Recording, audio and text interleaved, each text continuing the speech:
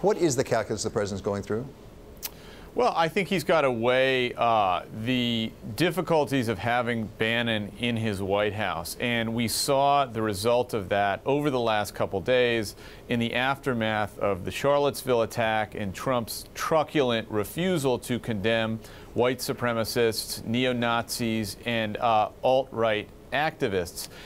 Bannon comes from a wing of the party that, while it doesn't explicitly endorse these forces, believes that they are an important part of Trump's political constituency and that one shouldn't hasten to wag a finger at them when riots and things like this happen for fear of depressing the base. So on the one hand, you have Trump hearing that, and Trump himself, of course, is loath to apologize for the actions of any of his supporters. On the other hand, you can see the clear damage that this kind of approach has inflicted on Trump. Not only the condemnation, the broad condemnation he's gotten from members of both political parties, but now you have these important business leaders leaving his executive council and essentially leaving Trump sitting in the White House as a sort of pariah.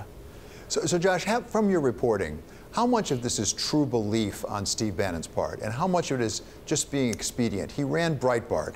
They made money by really appealing to the alt-right and some of even the more radical groups. Or is he a true believer? Is he an ideologue?